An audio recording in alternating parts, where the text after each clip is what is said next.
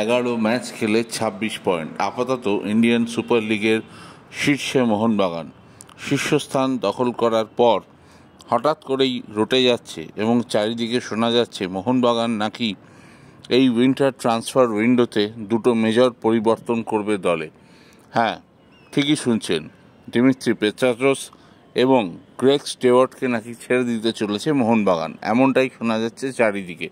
কিন্তু আমি অর্থাৎ রোহন স্পোর্টস লেগ চ্যানেলের তরফ থেকে আপনাদের গ্যারেন্টি দিচ্ছি, কোনো বিদেশিকে এই মুহূর্তে চেঞ্জ করবে না মোহনবাগান।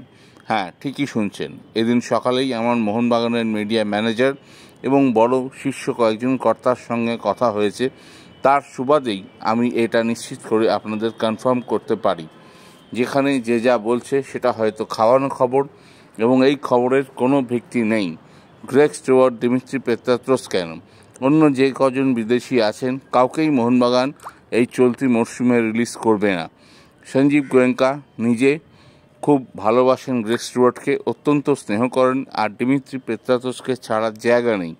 হয়তো তার পারফরমেন্স আপ অ্যান্ড ডাউন হয়েছে, কিছুটা তিনি গতি হারিয়েছেন, কিন্তু শেষ 2-3টি ম্যাচে ডিমি কিন্তু পুরনো ছন্দে ফেরার ইঙ্গিত দিয়েছেন।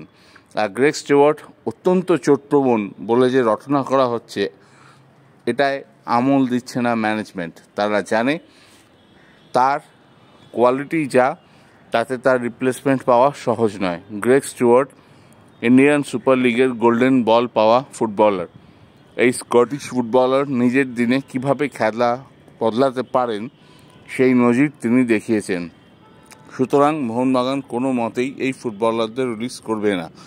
তাই মোহনবাগান ভক্তদের উদ্দেশ্যে বলছি, আপনারা কোনো দিকে কান দেবেন না। আমার কাছে নিশ্চিত খবর, মোহনবাগান একই দল ধরে রাখবে। সবাই থাকছে, ম্যাকলারেন থাকছে, রড্রিগেজ থাকছে, টম অলড্রেড থাকছে, আর ইন্ডিয়ান ফুটবলাররাও যে যা ছিল সবাই থাকছে। তো খবরটিকে ভালো লেগে থাকলে অবশ্যই স্পোর্টস লেগ চ্যানেলকে আরও বেশি করে লাইক অ্যান্ড সাবস্ক্রাইব করুন। Thanks for watching. ভালো থাকবেন, ভালো রাখবেন। ধন্যবাদ।